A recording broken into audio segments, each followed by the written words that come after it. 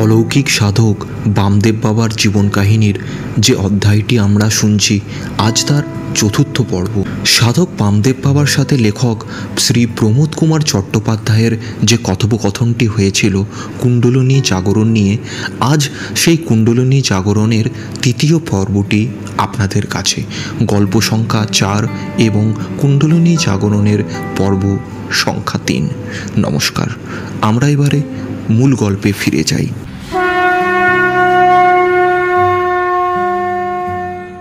এরপর বেশ 2 দিন কেটে গেল। 2 দিন ধরে খ্যাপা বাবার কাছে আর দেখা পাইলাম না। নানা প্রকারের মানুষ তাহাকে ঘিরিয়া ধরে, আর যে সমাজেই যেরকম কথা বলে পরস্পর সেভাবেই সম্বোধন করে চলে। তাহাতে সাধুসঙ্গের আশার ক্ষীণ হয়ে যায়। তাতে বাবার কোনো কিছুতেই লক্ষ্য নাই, আপন মনে আপন ভাবেই সমাহিত। কেবল মাঝে মাঝে মা মা বলিয়া ডাকেন, আর যত গ্রামের কথা ঝাড়িয়া ফেলেছেন। আচ্ছা, এবারে একটু অন্য প্রসঙ্গে আসি। বাবার কিছু টাকা ছিল, কিছুদিন পূর্বের কথা। ওই টাকাটা যে ঠিক কতটা পরিমাণ টাকা তাহা কেউ বলতে পারে না, তবে ওখানকার কোনো লোকের মুখে শুনিয়াছিলাম তা প্রায় 3-4 হাজার টাকা হইবে। টাকাটার কথা যিনি তার বিশেষ বিশ্বাসভোজন অমুক এক পাণ্ডা ছাড়া আর কেউই জানিত না। এখানে লেখক সেই ভদ্রলোকের নাম উল্লেখ করেননি, তাকে অমুক বলেই সম্বোধন করেছেন, কারণ সেই ব্যক্তি তখন বাবার অত্যন্ত ঘনিষ্ঠ সেবক ছিল। তারপর সেই টাকা বাবা তাহার আশ্রমেরই এক জায়গায় পুঁতিয়া রাখিছিলেন। সেই স্থান বাবা ব্যতীত আর কাহারই জানার কথা নয়, কিন্তু সেই ধূর্ত সেবক পাণ্ডা কোনো প্রকারে তা জানিয়া ফেলেছিল। তাহার টাকার লোভ বড়। সেই টাকার লোভে বস্তু বিশেষত সংসারী মানুষেরই হয়। ইহার লোভ সামলানো খুবই কষ্টকর। বেচারা উহার আকর্ষণে এড়াইতে পারে নাই। পাণ্ডা ঠাকুরকে খুব সাহসী লোক বলিতে হইবে, কারণ তিনি এই কাজটি করিবার জন্য কল্পনাও করে ফেলেছিলেন। একদিন সকালের দিকে খ্যাপা বাবা উঠিয়া খেপিয়ে উঠলেন, সকলকে জিজ্ঞেস করিতে লাগিলেন, আমার টাকার থলেটা কোথায়? সেদিন আবার অমুক পাণ্ডাও উপস্থিত। বাবা ঠিক বুঝিতে পেরেছিলেন যে এ কাজ তারই করা, অন্য কেউ তো এই সাহস করবে না। যখন অমুক পাণ্ডার সঙ্গে দেখা হইল বাবা তাহাকে বেশ শক্তভাবে পিঠে হাত বুলাইয়া জিজ্ঞেস করলেন এবং বলিলেন, টাকাটা বার করে দে, তোরই ভালো হবে। কিন্তু সেই লোকটা হস্তাগত এবং সম্প্রতি তাহাকে ত্যাগ করিয়া অন্য রকমে ভালো গুরুত্ব বুঝিয়া সকলের ধাতে সয় না, বিশেষত তার মতো একটা পাকা সংসারী মানুষের। কাজেই সেই ব্যক্তি যখন বাবার টাকা হারিয়া গেছে শুনিয়া একেবারে যেন আকাশ থেকে পড়িল। তখন বাবা বুঝি তাহাকে একটু জব্দ করিতে ইচ্ছা হইল। তিনি তখন থানা পুলিশ করিলেন, শেষে আদালতে গড়াইল কেশ। তারপর যখন তাহার কাহুকে সন্দেহ হয় কিনা জিজ্ঞেস করা হইল, তখন বিচারকের কাছে বাবা নিঃসংকোচে তখন সেই অমুক ব্যক্তির নামটা বলিয়া দিলেন। সে ব্যতীত আর কেউ এ কাজ করিতে পারে না, কারণ কেবল সেই এটা জানে, আর কারুর জানার কথা নয়। এরপর যখন সে ব্যক্তি দেখিল আর বাঁচার রক্ষে নেই, তখন সে বাবার পায়ে জড়াইয়া কাঁদাকাটি করিতে লাগিল। বাবাও যেন সেই জল হইয়া গেলেন এবং বলিলেন, আগে বলিস নাই কেনে? বাবা শেষে তাহাকে এই দণ্ডদান করিলেন যে তাহার আশ্রমে সে যেন আর না আসে। তিনি দিন কতক ওই দণ্ডভোগের পরে সকলেই দেখতে পাইল তাহার হাঁপানির অসুখ হইয়াছে, আর সে বাবার আশ্রমের আনাচে কানাচে ঘুরিয়া বেড়ায়। কিন্তু আবার ঘনিষ্ঠতা করিবার চেষ্টা করিলেও তাহার কিছু সুবিধা হইল না, অসুখও সারিল না। আমি যখন যাই তাহাকে প্রত্যেকবারই বাবার দরবারে হাজির হইতে দেখিতাম। বেশ ঘনিষ্ঠভাবে বাবার সঙ্গে কথা কইতেন দেখিতাম, কিন্তু বাবার তেমন স্নেহের প্রকাশ আমি কখনো দেখি নাই। সেই অবধি বাবা কারোর নিকটে কোনরূপ অর্থ গ্রহণ করিতেন না। তিনি বলতেন, অর্থই যে অনর্থের মূল। সে বলিল, আমি একদিন বাবাকে জিজ্ঞেস করিয়াছিলাম যে আপনি সাধুলোক, মায়ের কৃপায় কিছুই আপনার অভাব নাই, আপনি কেন টাকা সংগ্রহ করেছিলেন? তাহাতে বাবা বলিলেন, ওসব ওই বেটি মায়েরই ঘটাঘটি জানিস।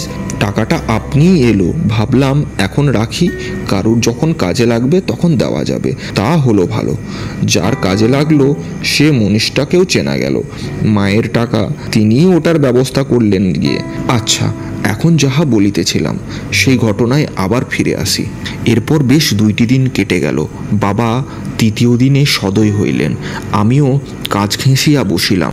আর আজ আমি তাকে ধরিয়া বলিলাম, আপনি খুলে বলুন বাবা, যে সকলেই কুণ্ডলিনী শক্তি আছে কিনা, বিনা সাধনে তা জাগবে কিনা, কিংবা জাগার প্রয়োজন হলে কি কোনো বিশেষ রকমের সাধনের প্রয়োজন হয়? বাবা তখন বলিলেন, যারা তান্ত্রিক এই ধর্ম আশ্রয় করে আছে, দীক্ষা পেয়েছে, তাদের মধ্যে প্রথম সাধনই হলো কুণ্ডলিনী জাগানো। সবার গোড়ায় বটে, আবার শেষেও বটে। আমি তখন জিজ্ঞেস করিলাম, যারা অন্য ধর্মের লোক?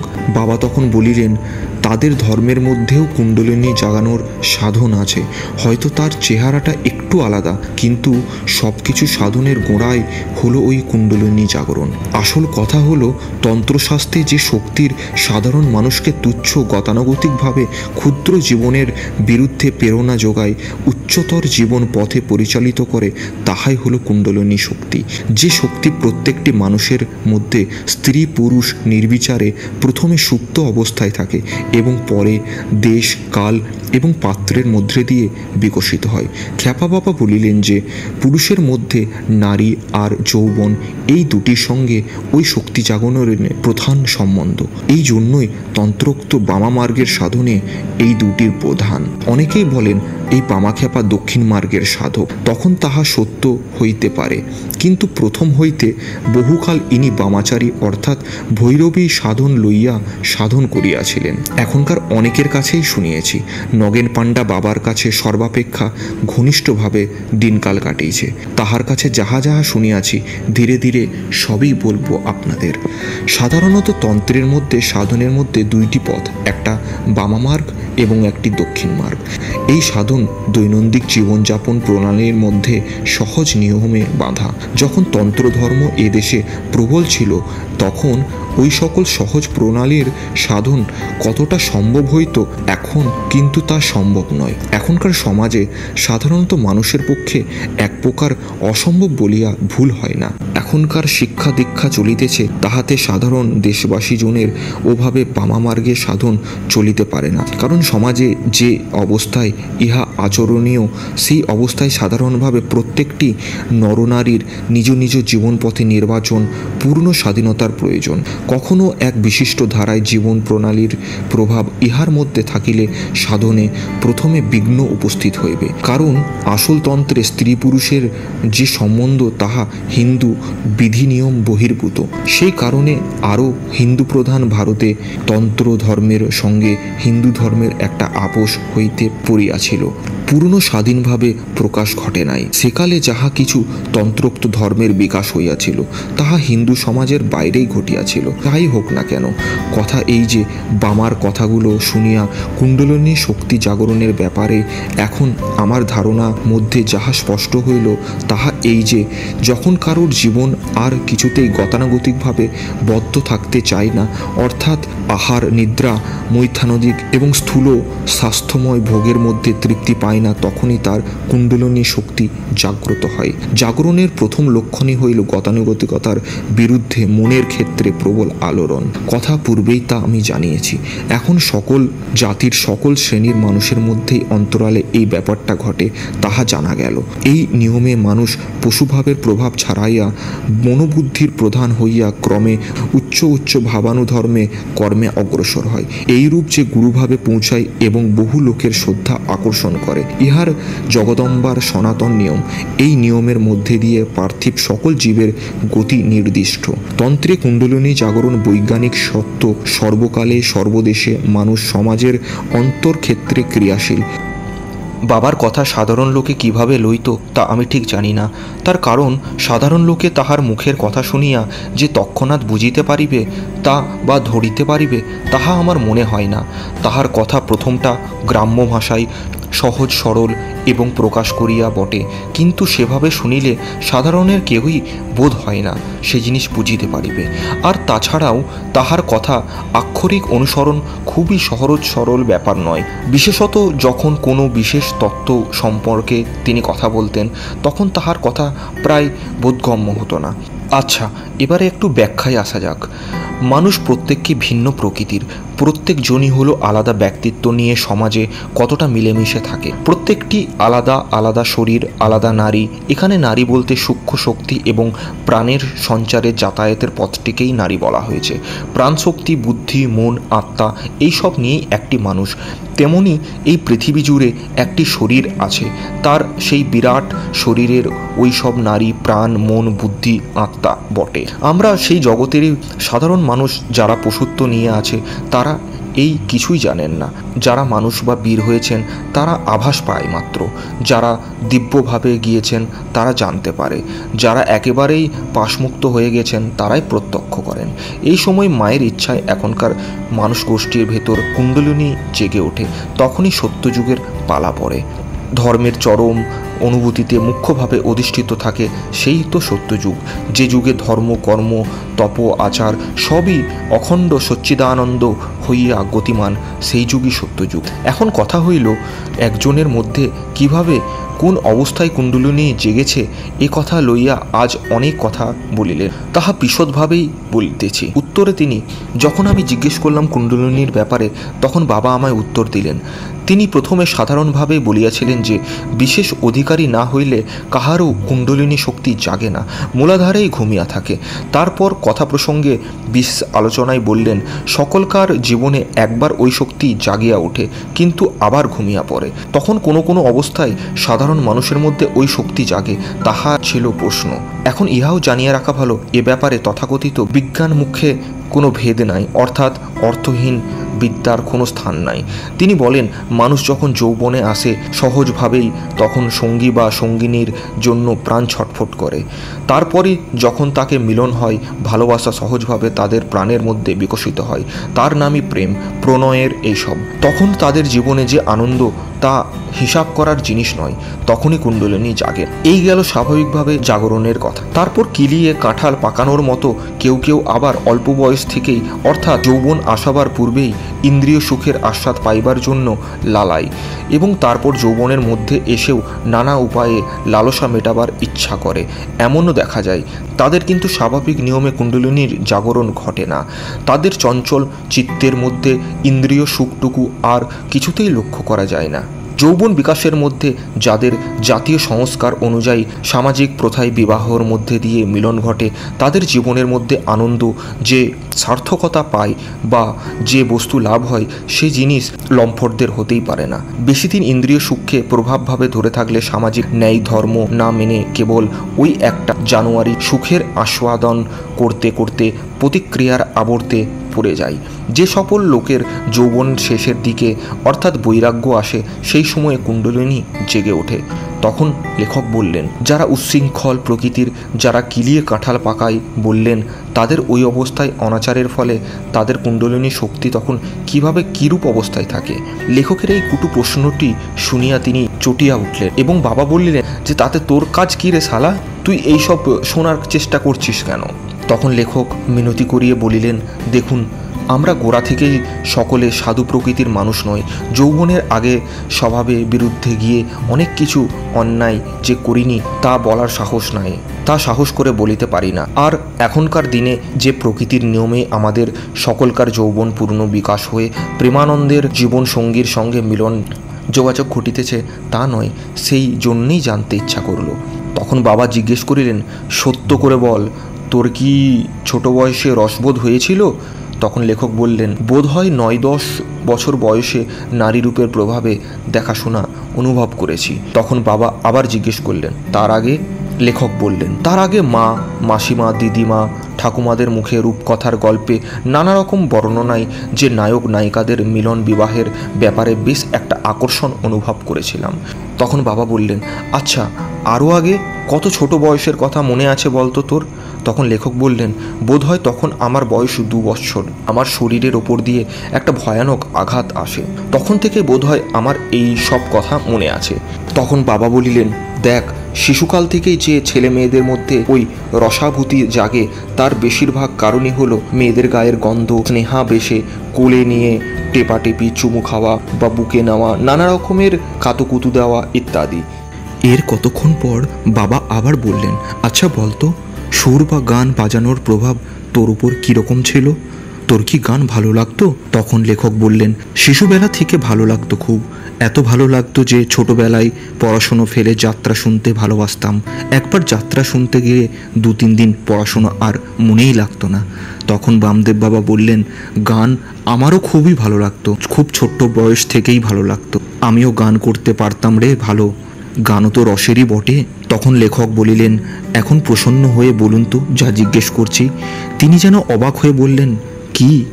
লেখক তখন আবার জিজ্ঞেস করলেন, ওই যে উচ্ছৃঙ্খল জীবনের কথা। তখন স্মরণ করিয়া বাবা বলিলেন, হ্যাঁ হ্যাঁ, তাদের মধ্যে কুণ্ডলিনী শক্তি বেভাগে জেগে ওঠে, তাদের মাথা খেয়ে দেয় যে। তখন লেখক বলিলেন, আবার খুলে বলুন না একটুকু, না হলে যে আমি বুঝতে পারছি না।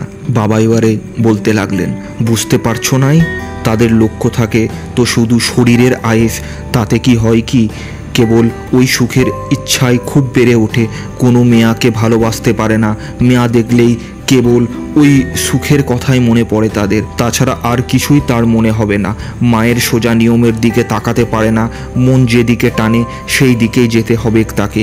যখন ওইভাবে যেতে যেতে ইন্দ্রিয় সুখ অনেকটা ভোগ হয়ে যায়, তখন ভেতরে ভেতরে কুণ্ডলিনী পাক খুলতে থাকে, যাদের মধ্যে তখন একটা অবসাদও এসে পড়ে, তেজক্ষয় হয় এরপর। তখন লেখক বলিলেন, তাহলে ওইভাবে উচ্ছৃঙ্খল জীবন শক্তিক্ষয়ের কুণ্ডলিনী শক্তি জাগেন? তখন বাবা বললেন, তা জাগবে নাই? তুই যদি গো ভরে লালস করে একদিকে অন্ধ হয়ে ছুটতে থাকিস, ধাক্কা খাবি না? পথ না দেখে ছুটলে তো পড়তে তো হবেই, তখনই চৈতন্য তোর হবে। যে কেউ ভুল করে গোয়ারের পাড়া চোখ না দেখে কানে না শুনে একেবারে দৌড়ায়, ফলে তাকে এক জায়গায় ধাক্কা খেয়ে যে পড়তেই হবে, আর তখনই তার চৈতন্য হবে। ওই শক্তি আর ঘুমিয়ে থাকতে পারবে না, জেগে উঠবে। মায়ের রাজত্বে ওটি হবার যে আর জো নাই। লেখক আবার তখন বললেন, আর যৌবন স্বাভাবিক গতিতে বয়সের সঙ্গে স্ত্রী পুরুষের মিলনে বিবাহিত জীবনেও কি কুণ্ডলিনী জাগে? তখন বাবা বললেন, হ্যাঁ, যদি দুয়ারের মধ্যে ভালোবাসা জন্মে থাকে তবে হবে, না হলে শুধু ইন্দ্রিয় সুখের লক্ষ্যটাই বলবান হলে শক্তি জাগে না। যেখানে দেখবি একজন আরেকজনের কথা না ভেবে থাকতে পারে না, দুজনের মধ্যে খুব টান রয়েছে, ওইখানে শক্তি জাগার কথা বুঝতে হবে। লেখক আবার বলিলেন, তাহলে একজনের মধ্যে প্রেমের বিকাশ হলে জাগে? তিনি তখন বললেন, হ্যাঁ, তা তো জাগবেই। প্রেম কি সহজ কথা নাকি? সকলকার বিয়ার কি প্রেমে জন্মায়? মা কত অনুগ্রহ থাকলে তবে সে একজানা প্রেমের অধিকারী হয়। আবার লেখক জিজ্ঞেস করলেন, আচ্ছা, আর কোন কোন অবস্থায় কুণ্ডলিনী শক্তি জাগে বলুন তো? তিনি তখন বললেন, দেখ, গুরুলাভ হলেই শক্তি জাগে, সেই রকম গুরু হলে চেলার শক্তি জাগিয়ে দেবেন বই কি? তখন লেখক বললেন, আর যদি গুরু না মানে? বামদেব বাবা তখন একটু চটিয়া উঠলেন এবং বলিলেন, গুরুকৃপা ছাড়া কিচ্ছু হবার জো আছে নাকি? যখনই হবে, গুরুকৃপা ছাড়া কি করে হবে বলিয়া উদ্দেশ্যে তিনি যুক্তিকর প্রমাণ করিয়া দিলেন, শালা গুরুর কৃপা মানবে নাই? অনেক কষ্টে শেষে বুঝতে পারিলাম যে গুরুর কৃপা প্রাণপণ করিয়া মানিয়া থাকি। এখন অন্য কথা জিজ্ঞেস করিলাম। তিনি বলিলেন, হ্যাঁ, দেখ, যদি কারুর কঠিন আপদ বিপদ আসে, কি কঠিন রোগ হয়, যেমন মরণের কাল এলো, সেই অবস্থায় তার কুণ্ডলিনী শক্তি জেগে ওঠেন, আর অতিরিক্ত দুঃখ দুর্দশা ঘটিত মনোকষ্টে পড়লেও ওই শক্তি জাগে। আর বাড়াবাড়ি করিস না, বুঝলি? তাহা হইলে ইহা পাওয়া গেল যে কুণ্ডলিনী শক্তি জাগিবে, তাহার কোনো ঠিক নাই। মোটামুটি কয়েকটি অবস্থাতেই তা জাগবে। যেমন 1, স্বাভাবিক যৌবনকালে স্ত্রী পুরুষ প্রণয়ে মানবের মধ্যে স্বাভাবিকভাবেই এই শক্তি জাগে। 2, অস্বাভাবিকভাবে যৌবনের ব্যভিচারে উচ্ছৃঙ্খল ভোগ প্রতিক্রিয়ার ফলেও ওই শক্তি জাগে। 3, যাতে প্রাণের ভয় আছে এইরূপ কোনো কঠিন ব্যাধির মধ্যে পড়লেও ওই শক্তি জাগে। 4, কঠিন রোগের মধ্যেও এই শক্তি জাগে। 5, অতিরিক্ত দুঃখ দুর্দশা ঘটিত গভীর মনোকষ্টে অথবা যে কোনো কারণেই হোক না কেন, অসহীন দুঃখের ফলেও কুণ্ডলিনী শক্তি মানুষের মধ্যে জাগিয়া ওঠে। বন্ধুরা, এতক্ষণ আপনারা শুনলেন সাধক বামদেব বাবার সাথে লেখক প্রমোদ কুমার চট্টোপাধ্যায়ের কুণ্ডলিনী জাগরণ নিয়ে কথোপকথনের কথা। আশা করি ঘটনাটি আপনাদের ভালো লেগেছে। আবার অন্য একদিন ফিরে আসব নতুন একটি ঘটনা নিয়ে। ততক্ষণ নমস্কার, ভালো থাকবেন এবং ভালো রাখবেন সকলকে।